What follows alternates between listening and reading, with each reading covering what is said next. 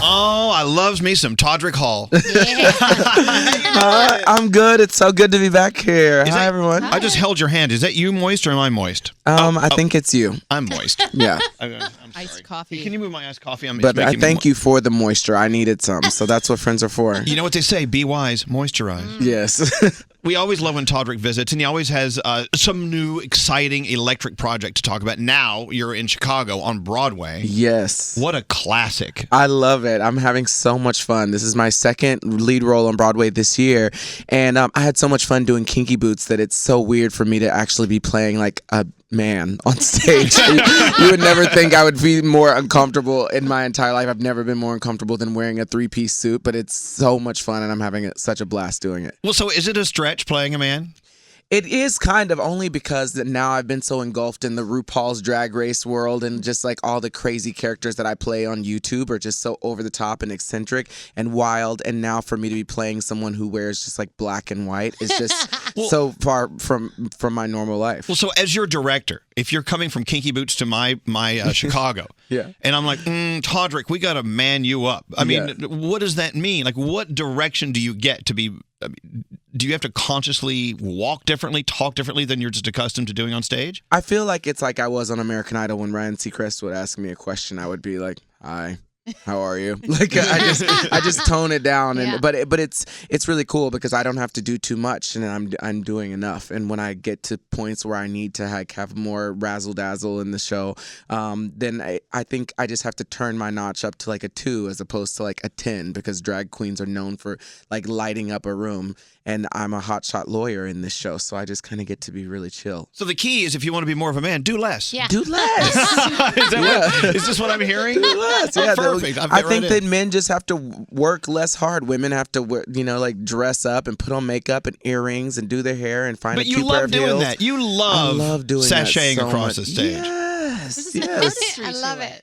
What's that, Bethany? There's an artistry to it. There you is. know? Especially with drag queens. That makeup is art. Yes. Oh, my goodness. It is, absolutely. And so, yeah, like being a drag queen in and of itself is just like such a different art form, just in general. The makeup, the way they do their hair, their nails, the way they walk. Well, your attitude. It's like a whole culture. The things you say. I mean, if you're a guy dressed as a woman, you can basically say anything and get away with it. Absolutely. And you're expected to do so. Absolutely. And when you mess up on stage being a woman or being a drag queen, it's okay, because you can throw it off with some kind of simple like joke or laugh or flip your hair, and the audience will just love it. But when you're a lawyer that's supposed to be defending like a murderess in Chicago, and you have this winning streak and you've never lost a case, you got to just make sure that everything that you say, that you're super articulate all the time, but also charming at the same time. And it's just a lot of lines. I just go on and on and on for days, much like I'm doing now. No, it's all making sense. Chicago was the first real date I had with my husband. He sat online to get tickets for like hours because he wanted to get me good seats, and that was one of our. And then we went to Sardi's right afterwards. Oh, I love that. Sardi's. It's such a Broadway tradition. Bad food, but it's good to go to Sardi's. But sorry, Sardi's. If I said that did I say that out loud? There's something about the stage, Todrick, that always just pulls you like a big magnet. I mean, you could easily go out and get any film role for any director you would want. I know you could and would if you had the time. But for some reason, the stage and live theater calls you back. Why is that? I just have always loved live theater since I was a little kid. My elementary school teacher found me when I was 8 years old, and she started taking me to see the Nutcracker Ballet, and I was just blown away. I just loved all the concept of how the lights and the set and the scenery and the special effects came together, and it was just something that was like really magical, and I couldn't wait till the next holiday season to go see it again.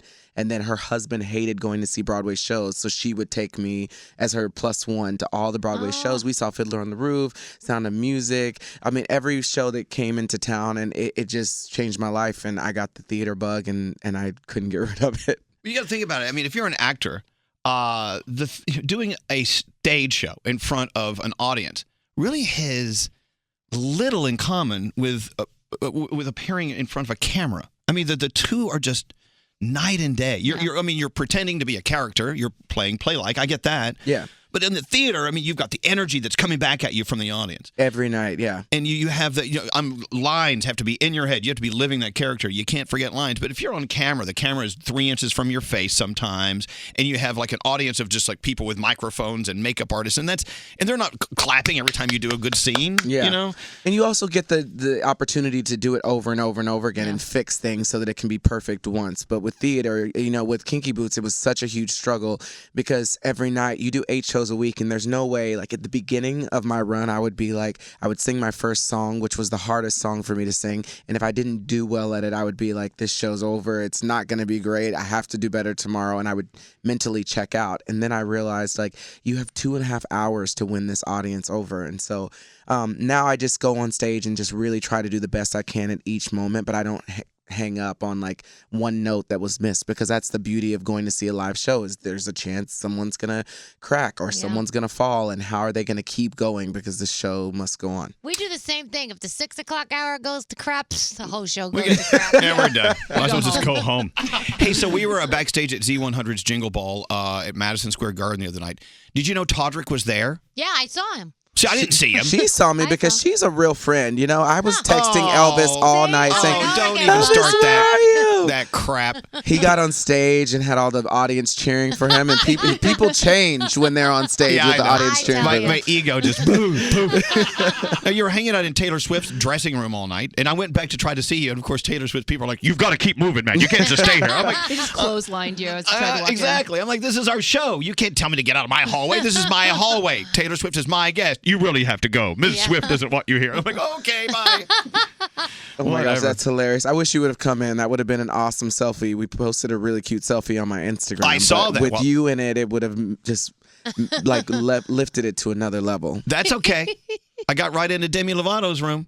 No problem there. I'm kidding. Actually, I didn't. I'm so jealous about that because I just love Demi Lovato so much. Isn't she amazing? She's so amazing, and her voice is everything. The Sorry Not Sorry is my jam. You two have a lot in common. We do? You two should be best friends. First of all, I would love that. You both have amazing voices, like sick voices. You both have no pores on your face. Like your Are you flirting with me this early in the morning? Maybe. Your skin is perfect. You're both creative as hell. You're both like so nice. You love your fans so much. I think you two need to do something together. And you're both sorry, not sorry. Exactly. Well, I saw a tweet last night that people are petitioning for her and I to both be in Rent Live that's coming on Fox next year, which I would to hear her sing Take Me or Leave Me would be just the most epic thing ever. No. So when are they going to cast Rent live on Fox? When are they going to cast that? I didn't know they were doing this. I'm so excited. I know they're doing. I think it's next year. Who do we call? I don't know. Ghostbusters. I have no idea what we call. We know people. Let's call them. Gosh. Call the people. You call know the friggin' people. Hey, so as I know you sent a song over. You sent Dear Santa. Uh-huh. Another Todrick Hall song that is so beautiful and so touching. It always these songs you do just bring a tear to my eye every single time. Now, thank you. When you record songs like this and write them, record them, do you know I need to do the perfect song to make them cry?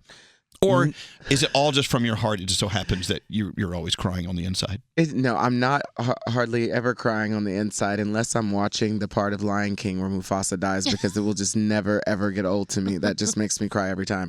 But no, I just always like to write songs that I'm like really passionate about, and it just so happens that I'm always passionate about bringing the world together and like making the world a better place. I have just that thing. I know it's like really cheesy, but I that's just like a common theme in all of my projects. It just seems like every project Todrick Hall does, I'm speaking as if he's not in the room, every project he does truly elevates people. It actually is sending a request out to the universe to give us something, give us some hope back. I mean, you really have this reoccurring theme in almost everything you do, and I think that's fantastic. You probably don't even know it. Do you know? Do you realize that you're really just everything you do is for the betterment of everyone?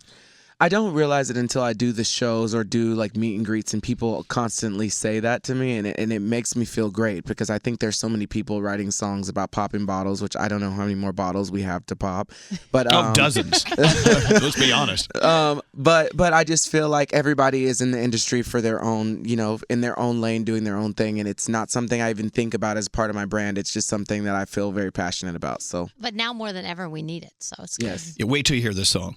I mean, your mascara will run. Prepare. Oh, great. Hey, so talk about Behind the Curtain. It's available today. Yes. So Behind the Curtain is my documentary, which I'm so excited about. It followed me while I was creating Straight Out of Oz, which I've come on the show a couple of times to talk about.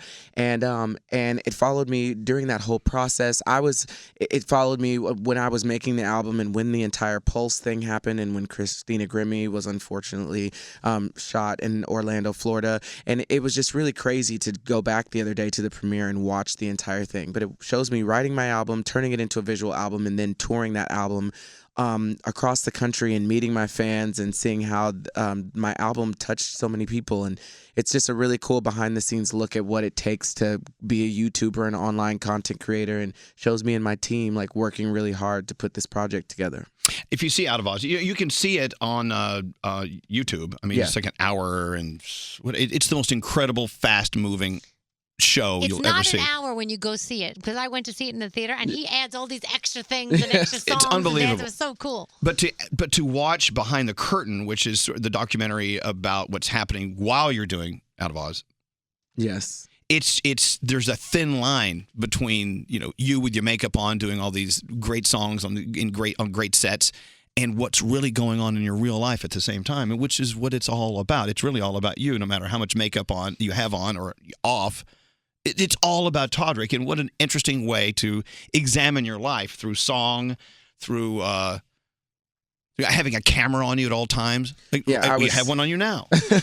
I was so nervous to do this project, but I think it really put things into perspective. Like you said, do you realize that you're touching people's lives? I didn't realize so much because I don't get to go out into the audience of the people who buy tickets to come see my concert. And I remember last year, I think a lot of performers do this. We compare ourselves to other people and their success in comparison to ours. And people do that not just in performance, just in regular life. We're always looking at other people and comparing our life and our great qualities to theirs.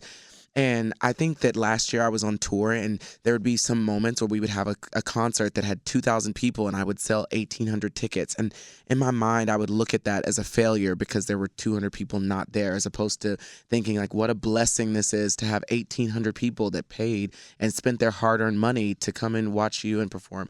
And so when I watched this documentary, I was in tears because my mom talks about having me as a child coming out, and I got to see all these people that were rushing into the theater to come and watch me and this great brand that we've built. So it's just a really, really cool thing for me to look back at, and I hope people enjoy it.